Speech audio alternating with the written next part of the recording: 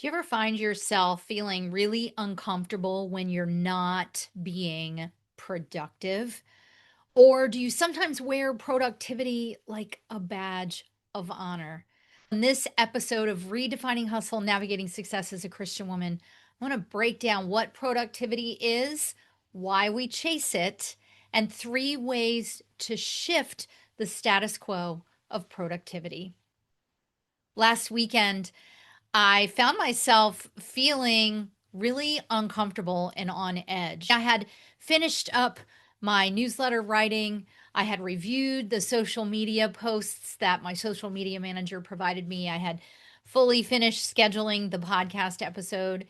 And then I was sitting there on a Saturday wondering, what am I supposed to do with myself? I think sometimes as entrepreneurs, we look at a work week and we think, ooh, if I could sneak off to Target in the middle of the day, that would be amazing. Or we get into a mindset of our productivity only happens if we're working regular 9 to 5 corporate kinds of hours. But I was uncomfortable and I had to ask the Lord, why am I uncomfortable? And he said, because you have a problem resting. You have a problem with be still and know in Psalm 46:10 because you think that you need to be productive all the time. And that inspired this episode to really take a look at why we feel the need to be productive, what that gives us in our brain and in our bodies, and how we can break that status quo. So let's first start with the definition of productivity. So, according to Word Hippo, productivity is a measure of that which is produced from effort or work. It is the power or the ability to produce a desired or useful result. It's to be capable of producing something, especially in abundance. So, in other words, not just producing it and it's done, but producing it in abundance.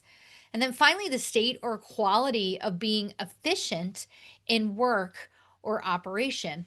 And alone, those things sound really good. They even sound like things that we might aspire to. Certainly early on in my career, these are the things that I aspired to. I wanted to be productive and I wanted people to recognize me for being productive.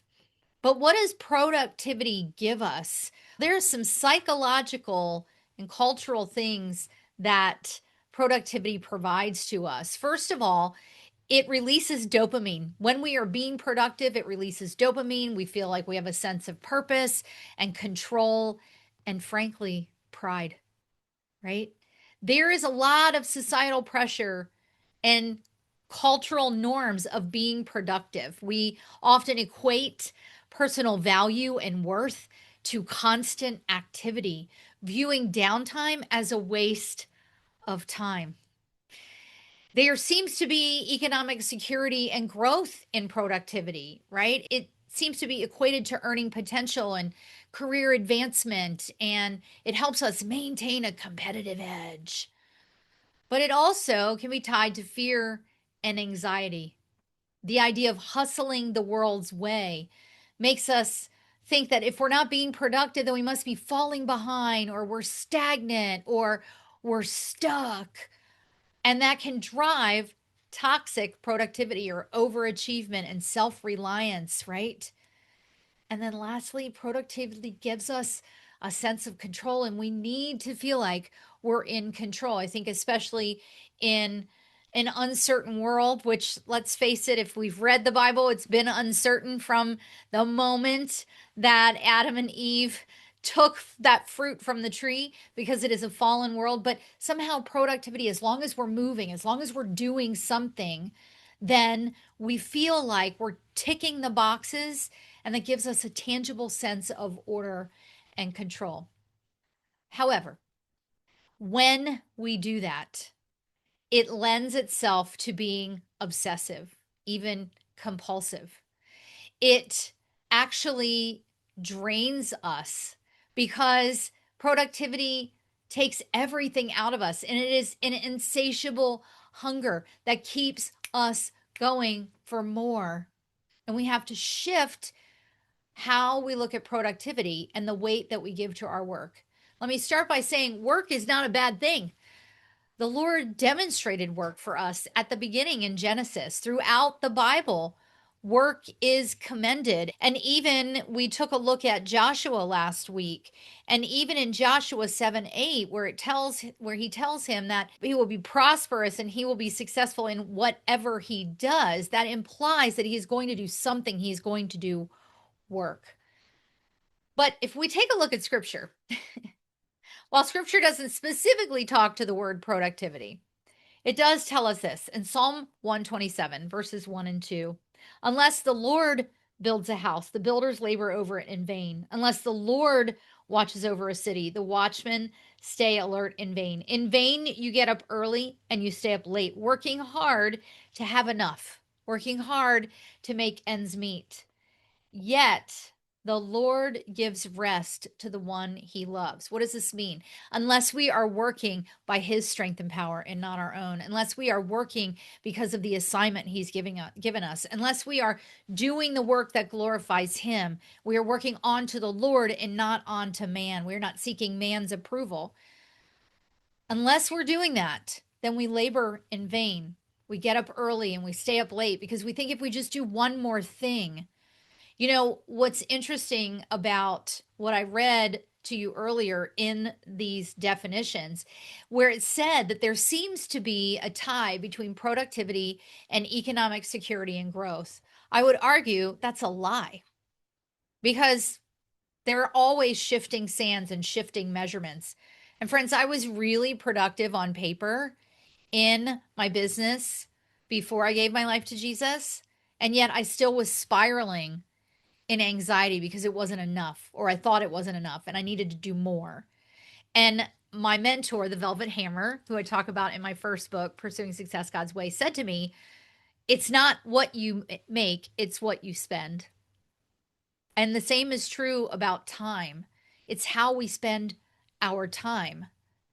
Listen, we do have work to do, and the Lord will tell us what that work is. It is why we seek him in all we do. It's why we talk about that we're going to ditch the way the world hustles and instead let Jesus lead us in our work. But we're toiling to look like and to feel like we're productive.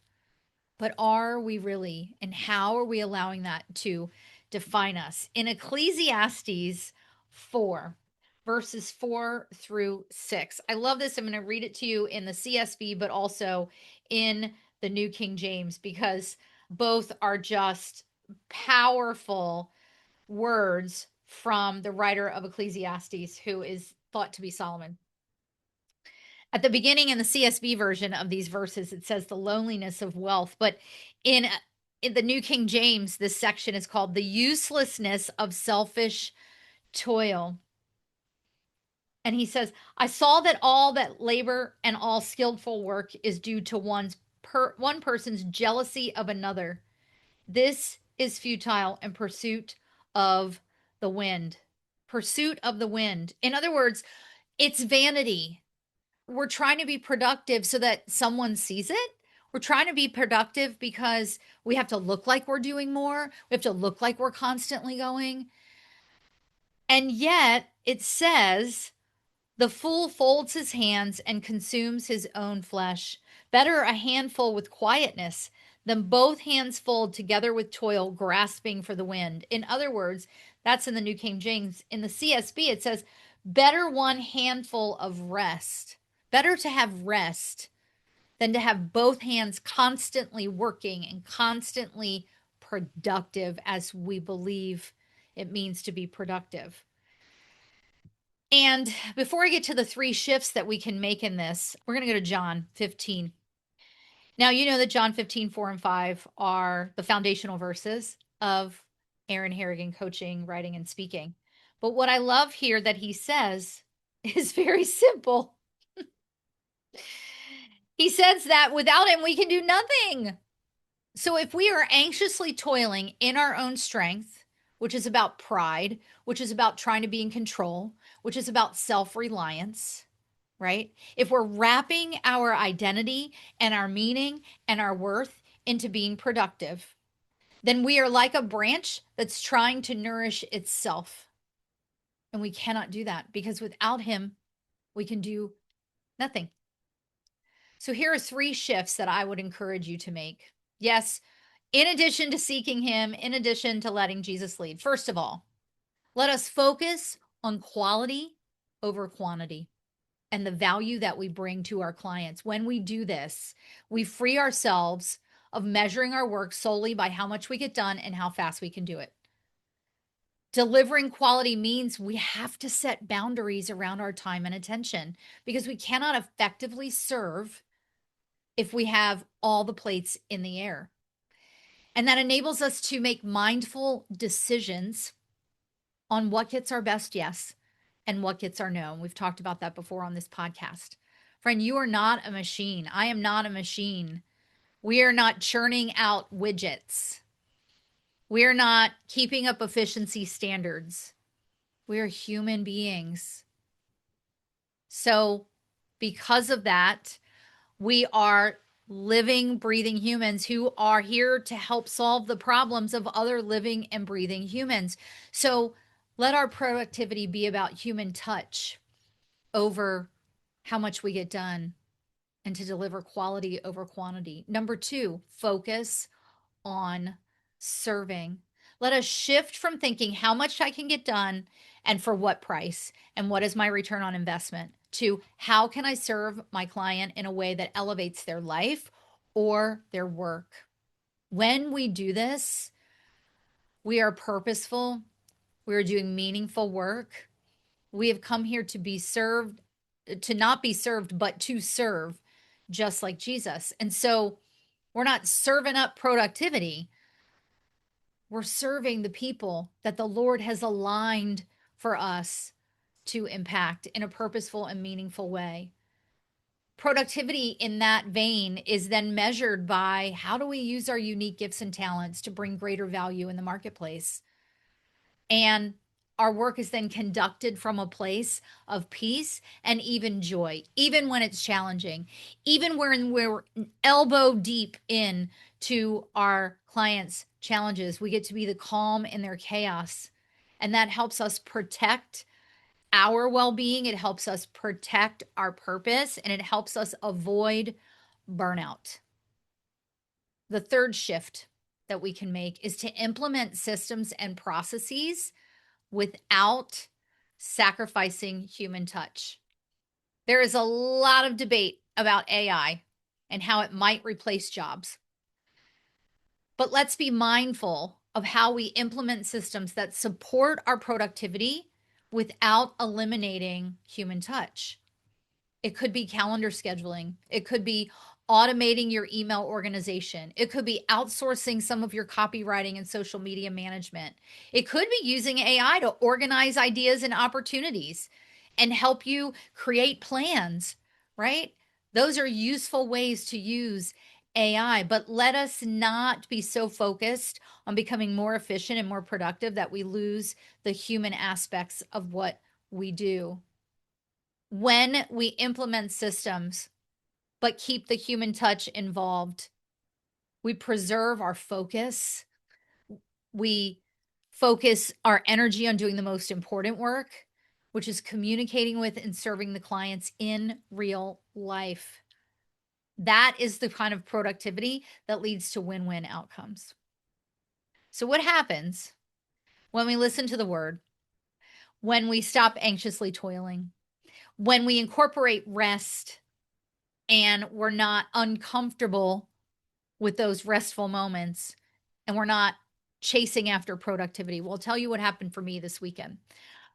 When I sat down with the Lord and he told me that I wasn't good at, or I wasn't really focused on being still and knowing that he was the Lord, I first of all had greater clarity of what my issue was and that I was elevating productivity to a high pedestal that it didn't belong on. That was an altar that needed to be knocked down.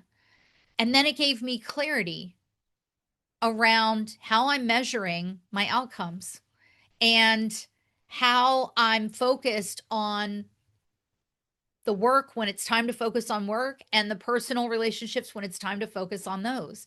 I've shared on this show before how I upended my marriage and my motherhood because I was constantly hustling before I met Jesus. But now I have those open spaces to be with my husband or spend time with a friend or consciously set boundaries around my time so that I'm not anxiously trying to fill it with productivity. So I gained clarity around that. And it allowed the Lord to peel away some more layers, to do some more pruning, to prune the branches that were not bearing fruit, but also even prune the branch of productivity that was bearing fruit. Why? So that it can produce more and much fruit. When I've made these shifts, I've found that it has built my trust in the Lord. It has built my trust in the work that He's given me to do, and it has built my clients' trust in me. And therefore, I'm more open to opportunities for collaborative efforts that maybe I overlooked because I was so concerned that I needed to be productive. You are not what you produce, dear high achieving sister. You're far more valuable than any outcomes that the world measures. And when we challenge the status quo of productivity, we differentiate ourselves, who we are, and how we serve in the marketplace. Because the real measure of success is not how much we accomplish, but how purposefully we serve, the impact that we make, but most of all, how we are showing up and reflecting Jesus in the marketplace. Listen, Jesus is not running around trying to be productive and measuring that and checking off the to-do list. There were far more times that the disciples were like, "Oh, hey, let's go over here because you're so popular." And Jesus was like, no, this isn't a race of productivity. And so, friends, I pray that this episode helps you look at productivity in a new light, to dismantle some of the status quo, and to truly allow the Lord to lead you in your work and business. Because here's the truth: God made you ambitious, but He did not make you for business as usual. He did not make you to chase productivity and let it define you the way the rest of the world does. So hit me up on social. I want to hear how this resonates with you. Share it with a friend. If you're not on my email list, go down into the show notes and do that. And until we're together next time, I pray for and encourage you to tune out the world, tune into God's truth, and turn up focus. And I'll see you on the next episode.